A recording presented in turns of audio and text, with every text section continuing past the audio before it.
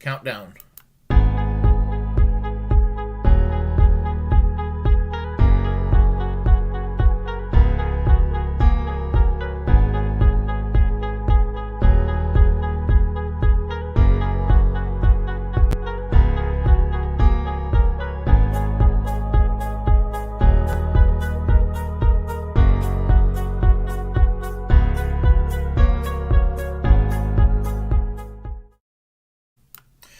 Hello, welcome to another edition of the Willie Bragg Show. I am your host, Willie Bragg. Just as I will do occasionally, apologize when there's a lapse of days where I do not do a commentary. And rather than sound very long-winded about it, I'll do a quick explanation. Because I got to stop sounding long-winded. One of my biggest troubles. But yeah, I've been very busy. Just a lot of crap going on right now. Working on that. So I'm hoping maybe in about a week or so, when everything's calmed down, I can go ahead and get started on doing regular live streams. I would ideally like to do regular live streams pretty much every day, but sometimes it's just not possible. Not at all. So anyway, with no further ado, I want to talk about what is kind of, I guess you could say, a hot topic at the moment. And that was the interview by Charlamange, his interview with Vice President Kamala Harris, I believe was on December 17th this year, just a few days ago. And I am so sorry, my damn phone. I'm going to go and shut my phone down so it doesn't make that sound. But anyway, getting back to what I was saying. Yes. So, the interview that did not turn out all that well in a lot of ways. It ended up starting positive, but it became kind of contentious down the road as the interview progressed itself. So, Tim Black was one of the few people that his interpretation from that interview was pretty spot on. I've heard some other people talking about it, but I would say of everybody, I would say that Tim Black's take is pretty much the correct take on it. So what I'm going to do is I'm going to play an excerpt from Tim Black where you see also the interview between Charlamagne and Kamala Harris. And I will share a few words afterwards. So give me a couple of moments here and we will get started with no further ado. Okay. All right. Okay. I got 3 clips of Kamala Harris talking with Charlamagne. We're going to stop after each one. We're going to chop it up. We're going to talk openly. We're going to be very black. If you are white, be black. If you are Latino and don't consider yourself black, be black. If you are Asian, be black for a moment. It's time to be black and don't hold nothing back, Johnson. All right, let's go. Happening, and I just want to urge us to really see where the attacks are coming and who is doing the attacking, so we can hold them properly responsible for what they're doing to harm all of us. I agree. You talked about a lot of the things that, y'all have done with the administration, but, it's a few things still left on the table. Okay. What happened to that student loan money? What happened to the $10,000 promised to the students with student loan debt? Why did they renege on that? So I know you had Secretary Cardona on recently, and I'll tell you, he is working to increase relief for students. And look, I get it. I get the issue that you're talking about. I had student loans. I mean, look, it's right now we have so many people, tens of millions of people in the United States who are dealing with student loan.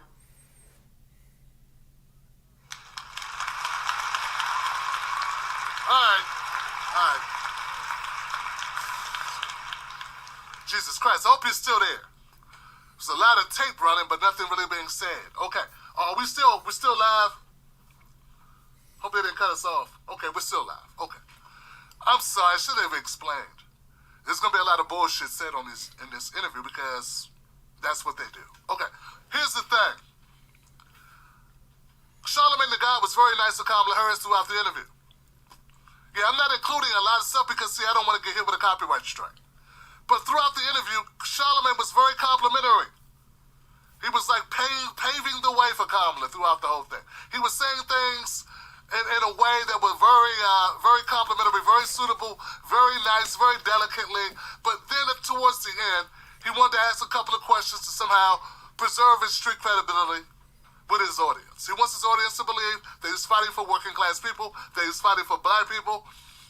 I mean, he does have a hip hop show, which is a predominantly black audience. So it behooves him to slide in a couple of real questions along with the, pandering and the niceties to Kamala Harris. So there, you heard Simone Sanders, who I thought already quit. You heard Simone Sanders say, hey, this is going to be the last question. Seems like Charlamagne is going to start asking real questions. It's time to go, motherfuckers. Let's go. Okay, so Charlamagne proceeds to ask Kamala Harris about student loan debt. Now, Kamala Harris never got around to really answering the question why her administration reneged on the promises of student loan debt.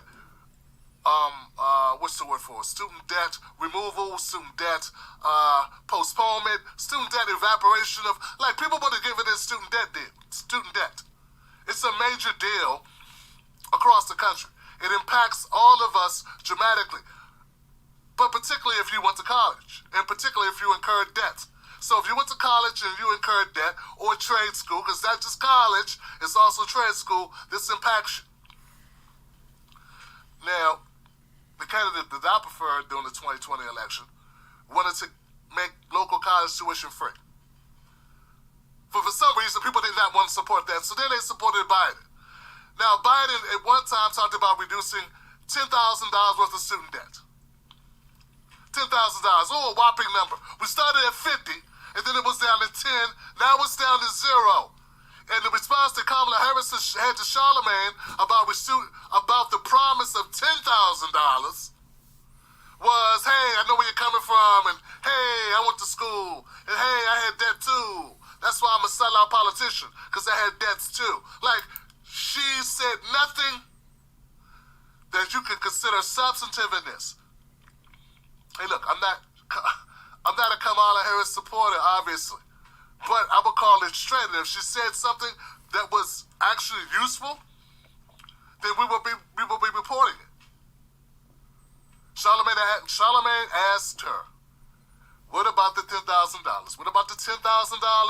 VP Kamala Harris, Madam Vice President, and she went on to rambling and word salading and said a bunch of stuff that does not help working people, and it sure as hell don't help black people. Okay, let me go ahead and do this here, and I'm going to share some of my words, as I said. Now, with the interview, I mean, Tim Black was, what he said was correct, and, it was really a lot of fluff about nothing, a lot of word salad, and Charlamagne himself knew that Kamala Harris was full of shit. So, and the reason I'm mentioning Tim Black is because part of the focus is on black issues. Obviously, with the interview between Charlamagne and Kamala Harris, and Tim Black gets into a little bit of controversy, and I don't agree with Tim Black on every single finite issue. I don't agree with anybody on every finite issue. But Tim Black, when he talks about black issues, he talks about it in a way that, in my opinion, and I think it's a very good strategy, he talks about issues in a way that I don't think that pisses off most white people goodwill. I mean, because he talks about the way you can correct the problems that exist within institutional racism, and it's all about equity. and that's what it comes down to. I mean, yes, it's great that there was a Civil Rights Act and the energy segregation took place, and there was a lot of progress that's been made toward racial equality, but there's still a lot of problems in our system that kind of perpetuates it as well. And no, I'm not being like a self-loathing, white guilt-ridden liberal or whatever saying that. Incarceration is a problem, and it doesn't really get addressed the way it needs to. The death penalty is a problem. Doesn't get addressed. In fact, it gets less lip service than incarceration. So I mean, there are issues out there. Healthcare.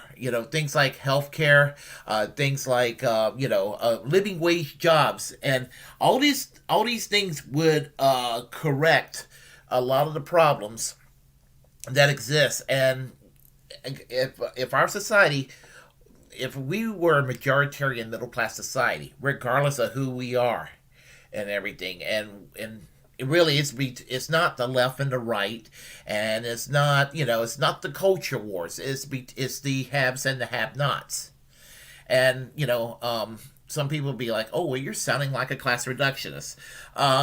No, because to be a class reductionist means that I wouldn't care if racism still exists.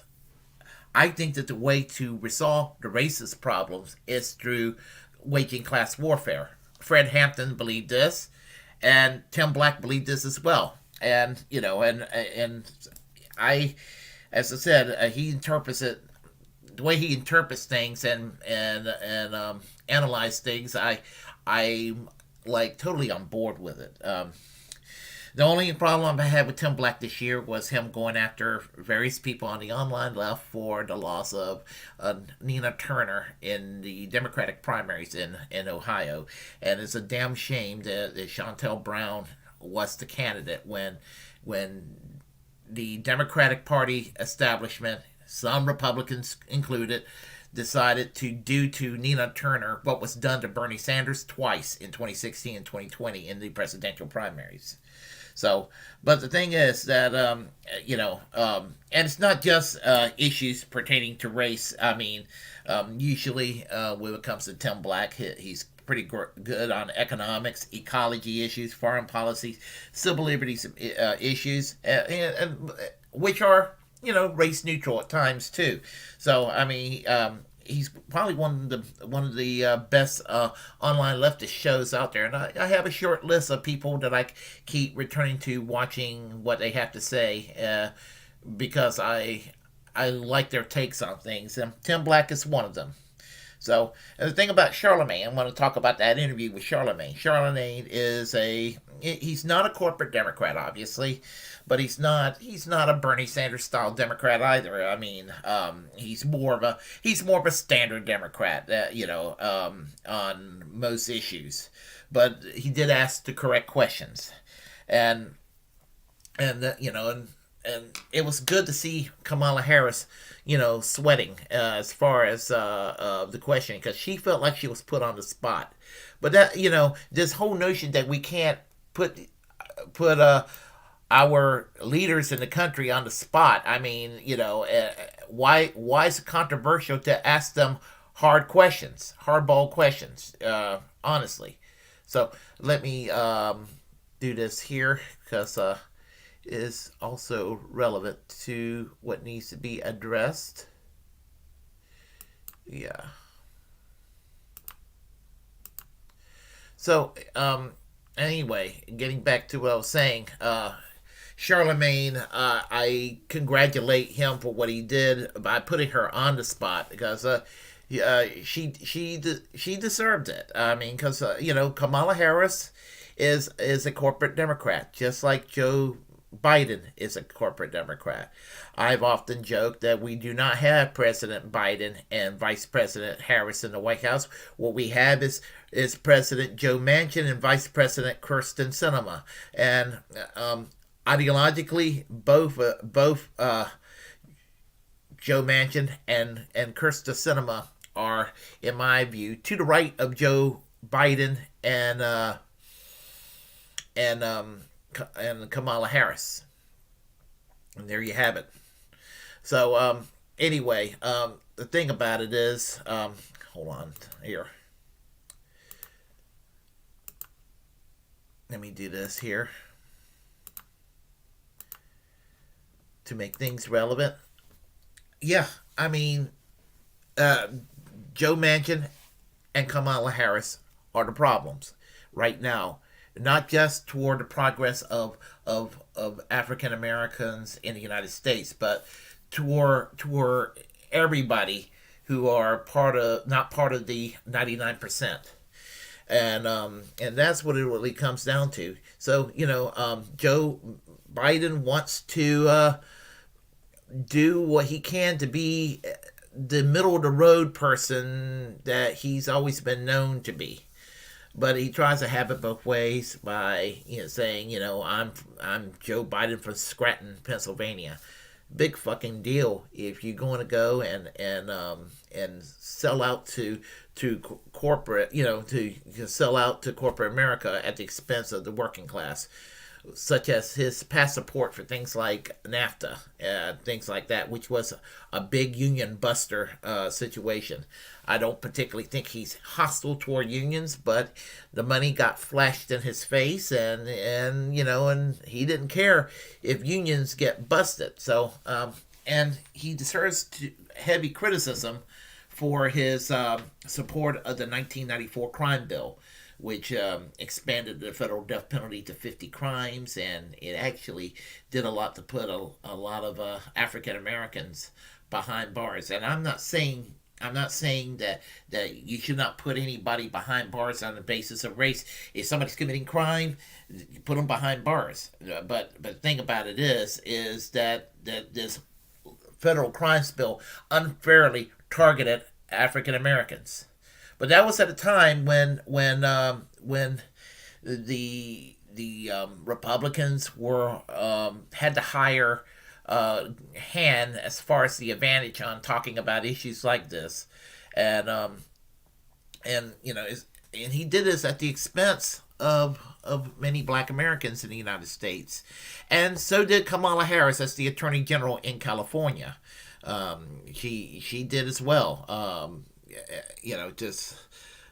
There was a lot of Black people put on death row in California. I don't think any of them been executed, but the fact that anybody's on death row is a major issue for me.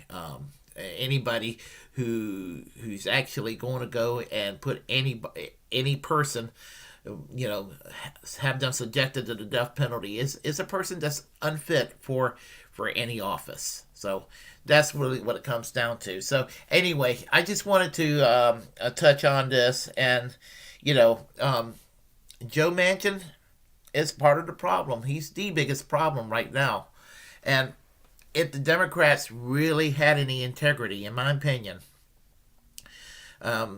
this is for the sake of Black America. This is the sake for working class whites. This is for anybody of good conscience. For the sake of what is good, if the Democrats had any integrity, they would take Joe Manchin, strip him of all his committee's assignments, kick him out of the Democratic caucus, and the Democratic Senatorial Campaign Committee would not give him one more dime. And he would go into the Republican Party, and guess what? Nothing would change, because Mitch McConnell currently is still acting as Senate Majority Leader, while worthless, spineless Chuck Schumer is only Senate Majority Leader in title. So, nothing would change. The sky would not fall any more than it's falling right now. It should chase him out of the Democratic Party caucus, and he goes into the Republican Party. In a couple of years, the Democrats could go and make up for the loss of someone like Joe Manchin or someone like Kirsten Sinema. They both can go. I mean, I'm an independent saying this, but they both can go. So, and anyway, just my take on this, and Tim Black talks about this, and I can put down the link for that below, along with the original interview with Charlamange and Kamala Harris. So if you like what you heard, press like and comment. If you disagree with comment anyway, we'll have a conversation. Feel free to share the content on this channel.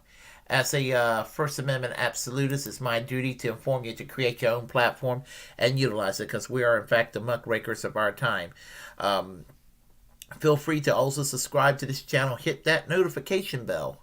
And let's see here. On the chat line, we have Artie Resver. And forgive me for mispronouncing the name. How are you? I'm okay today. Anyway, just want to wish you all a great day. And let me do this here. And until next time. Remember, we have a class struggle. We have a class struggle to take care of, and I am having issues today. So, give me a moment here, and I'm sure my password's not going to work, but I'm going to try it anyway.